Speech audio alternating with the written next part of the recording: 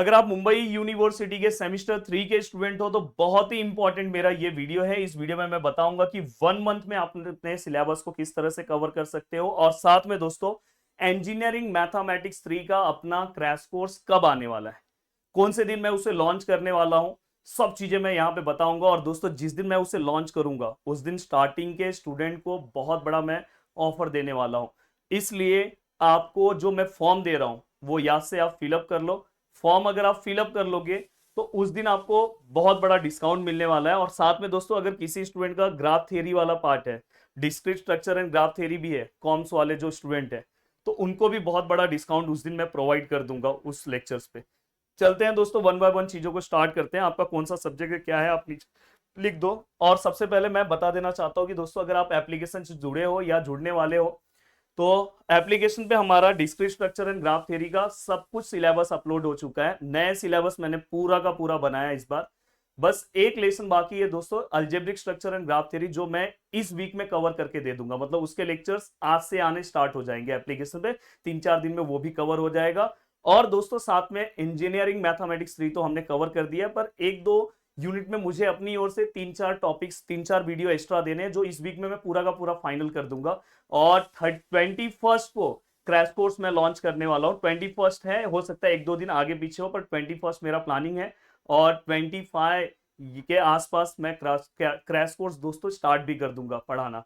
तो 25 के आसपास अपना क्रैश कोर्स स्टार्ट हो जाएगा। मतलब मैथ्स सब्जेक्ट और अगर किसी का district structure and graph theory है, वो दो सब्जेक्ट का तो आप टेंशन छोड़ दो, मेरे ऊपर छोड़ दो। और आपका कितना प्रिपरेशन हुआ है आप मुझे नीचे बता सकते हो। अब देखो दोस्तों, यहाँ पे अगर आप यहाँ पे ध्यान दोगे तो देखो 15 से लेके आपको 20 अक्टूबर तक मैं आपको एक प्लानिंग दे रहा हूं कि आपका कॉलेज का जो भी काम बाकी है आप उसे पहले कवर कर लो। आपका कुछ असाइनमेंट बाकी है या कुछ यूनिट टेस्ट की चीजें हैं, आप इस ड्यूरेशन में आप पहले उसे कवर कर लो, कोई दिक्कत नहीं। हम 20 दिन में भी अच्छा प्रिपरेशन कवर कर सकते हैं। अब आप मेरा एक प्लानिंग फॉलो करके चलो। 21 अक्टूबर से लेके 30 अक्टूबर तक, 31 भी नहीं दे रहा हूं, 30 अक्टूबर तक एक प्लानिंग लेके चलो, क्योंकि 31st को आई थिंक दिवाली है।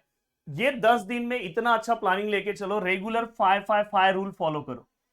आपके जितने भी सिलेबस है दोस्तों उसके अंदर, जैसे अगर समझो किसी को इंजीनियरिंग मैथमेटिक्स 3 है, जैसे कोई ऑर्म्स का है तो उसको साथ में डिस्क्रीट भी पढ़ना है, तो उनका जो डिफिकल्ट सब्जेक्ट्स है दोस्तों, आपको हर सब्जेक्ट्स का एक एक यूनिट के 5-5 क्वेश्चंस रेगुलर कवर करने, 5-5 क्वेश्चंस रेगुलर कवर करना है। और आपका पीएल कब से वो भी मुझे नीचे कमेंट करके बता सकते हो।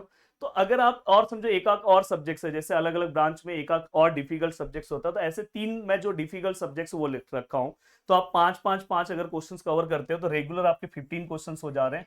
और अगर आप 10 दिन इसी कंसिस्टेंसी से पढ़ोगे तो 150 क्वेश्चंस हो जाएंगे। और ये 5-5 क्वेश्चंस कवर करने में आपको ज्यादा टाइम नहीं लगना चाहिए। अराउंड आप समझो 2 घंटा या 1-1.5 घंटा इसको दो, 1-1.5 घंटा इसको दो, 1-1.5 घंटा। मैं 5 क्वेश्चंस बस आपको कवर नहीं करना, उसका कॉन्सेप्ट भी समझना है, इसलिए मैं ये बोल रहा हूं। तो आप 150 क्वेश्चंस के साथ आपके 3 सब्जेक्ट्स रेडी हो जाएंगे। और रेगुलर आप क्या करो पता है, 1 से 2 घंटे का टाइम आप बाकी के सब्जेक्ट्स पे दो, उसके भी थोड़ी थोड़ी चीजें कवर करते जाओ।